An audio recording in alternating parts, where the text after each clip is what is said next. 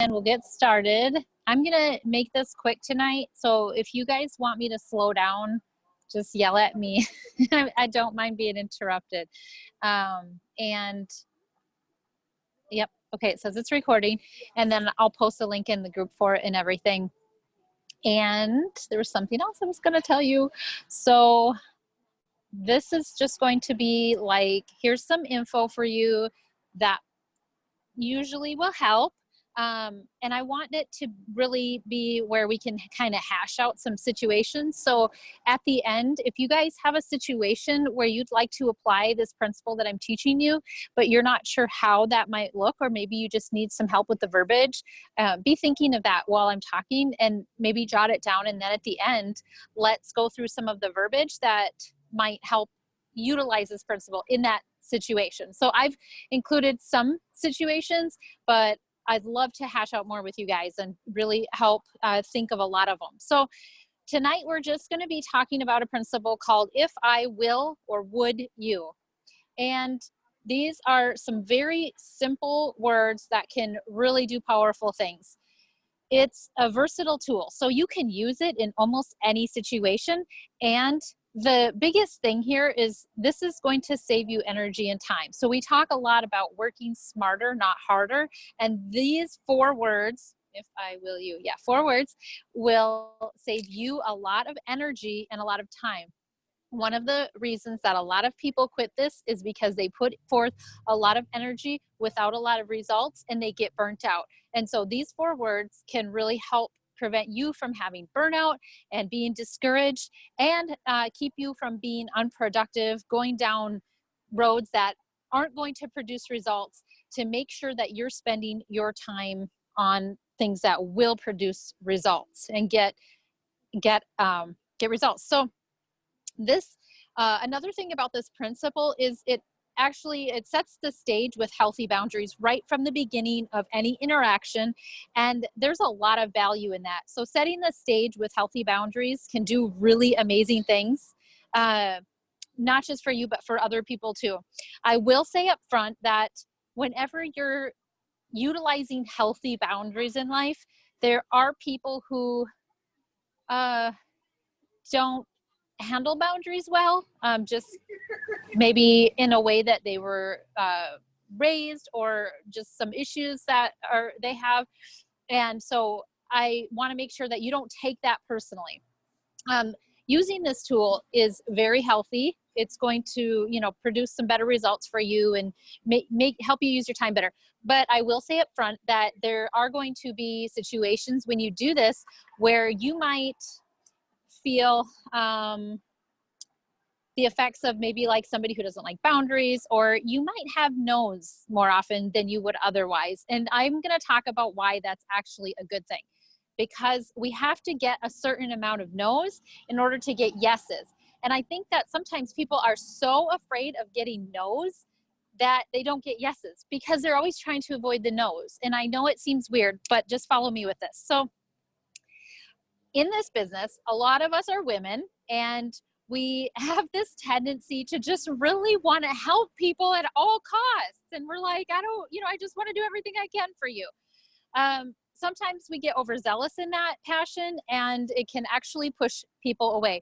So one thing I've learned from my therapist is this little, it's like the figure 8, or some people I think call it the infinity symbol now, which is called the pursuer distancer.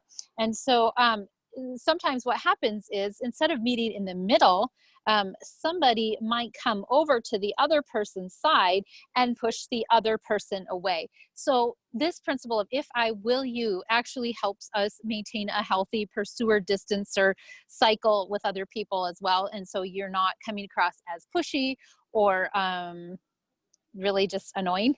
So use this verbiage to attract people to you, because when you value your time and your resources, so will others. So for instance, if you're just going to throw samples at people, not asking them if they even want them, or throw information at people, throw links, throw resources, throw whatever at people, not even sure if they're going to want them, then what happens is people might think it kind of sets the stage for them to think you have a lot of time and a lot of oils to just throw wherever. And there's not a lot of value associated with that. So that sets the stage for people to not value your time and your resources, your oils, and whatever you have to share. And what that can do is it can draw people back with expectations for more without effort on their part. And that's just an unhealthy dynamic that we really want to try to avoid. So for instance, if you hand out samples to somebody totally unsolicited, they didn't ask for them, they don't see the value in them, first of all, you may have wasted those samples that could have gone to somebody else who would really appreciate them and utilize them. But also, when you haven't attached a value to those samples, they're less likely to see value in the premium starter kit. Does that make sense? So the value that you assign to the things that you give and share to people can set the stage for the value they see in other things, the kit, membership, those kinds of things. So it's good to set that stage up front. And we can do that with these 4 words: if, I, will, you. So let's look at a couple of scenarios. Someone has a health issue, or many of them, and you're like, I know what would help them. I really want to help them. Okay. You feel like giving them links. You want to give them info. You know it'll help them, but they haven't asked for your help yet. So you run the risk of being pushy, and you run the risk of wasting time and resources on them. We can't make people want things. We can't make people want better health. We can't make people want a better way. We can't make people, want to do what we've done. So this is where this question comes in. I would say in that situation, if I have information or if I have samples that I know would help you, would you read that information? Would you use those samples? So, hey, I saw that you're having this going on with your health. If I have information on that I sent to you, would you be interested in reading it? And this is where the potential no comes in. What we're doing is we're actually giving them a way out. I know that seems counterproductive to what we want to do, but we really do want to give them a way out, because we want to create that stage for having value in the time, the information, and the resources that we have for people. So, hey, if I saw you have this health issue going on, I'm really sorry to hear that. If I have some information that would help you, or hey, I have some samples of things that have helped me, if I sent those to you, would you use them? And I would make it clear. This is where I would be clear. Would you use them all the way? Would you use them the way that I, write out or whatever? Because using them could be like, I tried a drop, it made me nauseous, I didn't use it anymore. So maybe this is where you also get more specific and you set that expectation. It's okay to have expectations in these places because you want people to succeed. You want them to have success in this. You want them to find something that works for them. And so it's okay to set that expectation of what you have, how it should be used. So other ways that you would use this, think about prospects, people that you want to share things with. Maybe you just want to offer out some samples to people. If I have samples for people who, this is where we're clear, do not have a Young Living membership, have not had Young Living oils before, whatever it is, would you use them? And this is where I would attach an expectation and share with me how it worked for you. Because they kind of then have an assignment, and that puts a value on the product and also gives you some valuable feedback that you can utilize and learn as you're going with this. I heard something at a conference one time, and they said, your audience is already telling you what they need and what they want. You just have to learn to listen. And sometimes that means asking questions. And so, hey, if I shared this with you, would you use it? And then give me your feedback on how it worked. Okay. So how about like if you have somebody who says they're interested in doing the business, we tend to get overzealous and overexcited about that when people say that. A lot of people will say that, but not a lot of people will actually do what it takes. And so I have very strong, if I would you in this area, especially if I sent you a book that I think would help, or that helped me, or that really inspired me, would you commit to reading it all the way through? And then maybe you would attach a timeline onto that, like in the next 3 weeks, and then we can touch base and go through some things. Okay. You're putting your time and money into giving them those resources. And it's, it's amazing to be able to just give resources away to people. And it's not saying that I never do.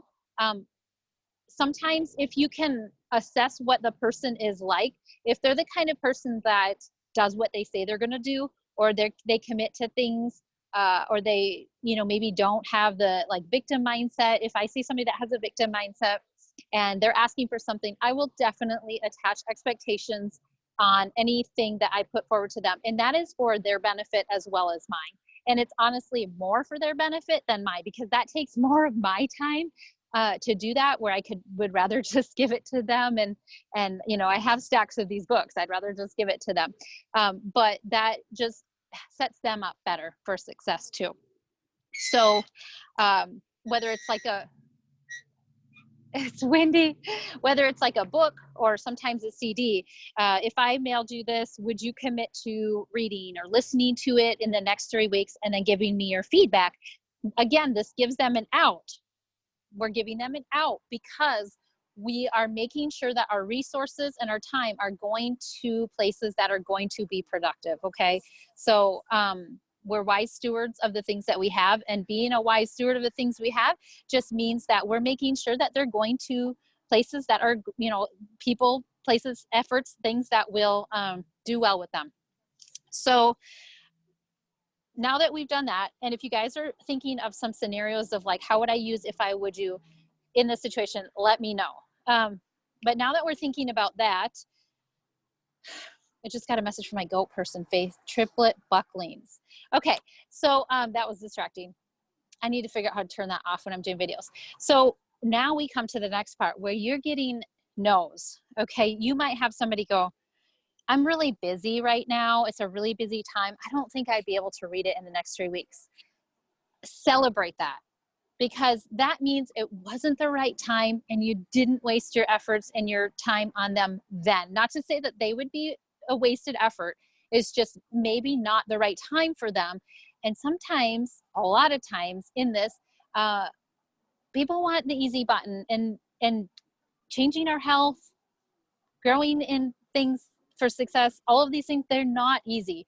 And we don't want to set the stage for people to make them think it's easy, because that just sets them back. So you get that, no, you get that, like, it's just not a good time for me.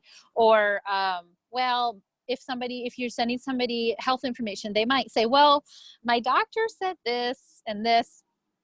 That's probably a no. And that's okay, because they're not ready for it, but you planted a seed. And so celebrate that as a victory. Definitely celebrate that and be super proud of yourself for handling it in such just a mature and healthy way for both of you. If somebody has said, like, just for me, if somebody says like, well, my doctor is doing this and this and this, and it kind of just feels like that's just the route they want to go and they don't want to check out into any other options, then I say, I'm glad you've got some help and direction in it. If you ever feel like maybe you want to check out a different route or some different options, I'm here for you. And man, that is a powerful seed that you can plant for people. So, what do you say after they give you a no to keep the conversation smooth and awkward? So like if they were to say, no, it's not a good time for me to read that book, I'm like, just really meet them where they're at. Like, oh, we're moving and stuff. And I'm like, oh my gosh, I know how hard and crazy moving is. I don't blame you. I am here. If, there's a time in the future, or I would say when, I like to say when more than I say if, when things settle down for you and you're ready to look in this, I'm here for you. So it's just a really great way to turn it around, take those no's and turn them around and end it somehow with like, I'm here for you. I love doing it that way. And then sometimes, a lot of times what happens with me is I'll get a message from somebody 6 months, a year down the road, and they're just like pouring out their heart, even though we haven't like talked for a long time. And they're like, this is what I have going on and I really need your help. And then in that situation too, I'm like, I'm sorry, I'm here for you. And I will still set expectations. So I'm going to give you a scenario too. Yeah, recently I had someone reach out and say that they're switching teams because they want some more help and this and that. And I never encouraged that. And it wasn't, we had actually discouraged this person from doing it a long time ago. And it was a choice that she insisted on making, and that's her decision. But it was like, I want this health help. And there had not been follow through in the past. And so I use this like, well, if I commit to taking the time to do this, would you commit to showing your commitment to this by ordering every single month? And that's where I got the no. And I kind of knew I would. And that's why I put it up there, because I have learned the hard way in the past that I would spend 2 hours on that, and I'm neglecting my other members over here. And that 2 hours does nothing because she never intended to actually follow through. So that's okay. I am so glad that I asked that. I'm so glad that I've learned that. And I will tell you that it has really helped me use my time better, because I'm already always behind in getting messages and helping people. But at least this way, I'm not pouring time into places where they're just not ready for the help or anything yet. So can you guys think of any situations that you'd want to see how this verbiage could be used?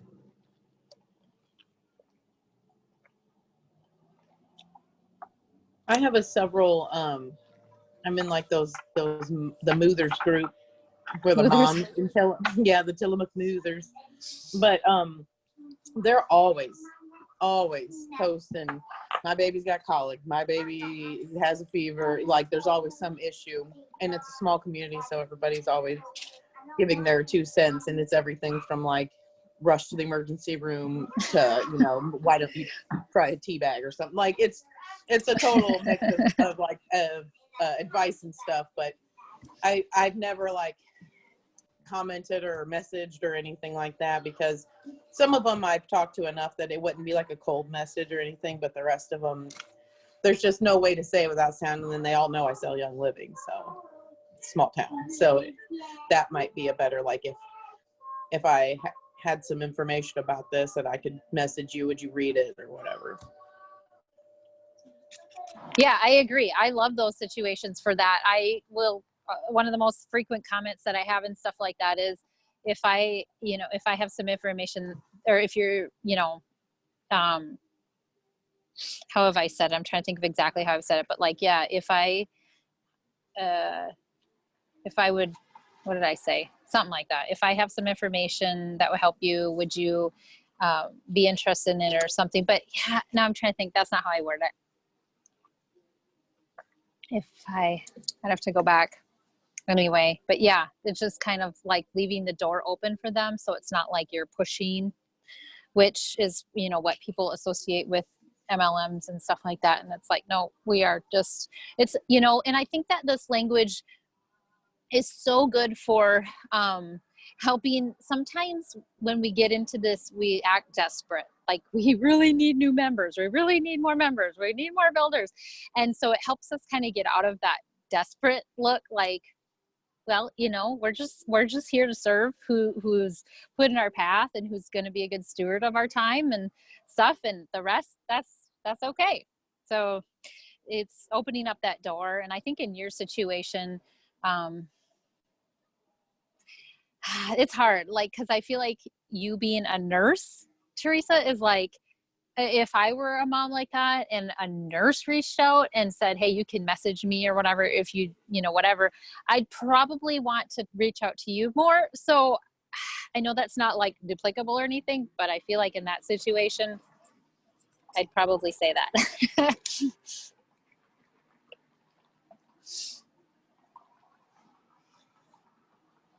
Yeah. So I need to think of the verbiage that I've used in that, but commenting like that is good. Awesome. Glad it was helpful. So what are we at, you guys? Did we do that one pretty quickly? Let me know if you have any other questions.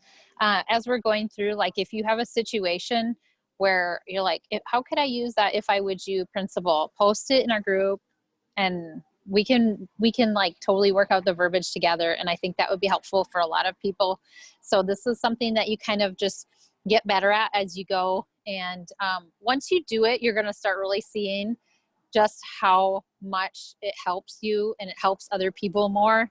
And it almost becomes addicting. You're like, this is so much better than being desperate or just spending all this time on somebody who's not going to utilize it and stuff. So, all right. Well, I will have the recording up in this. Let me see here. How do I do this? Stop recording.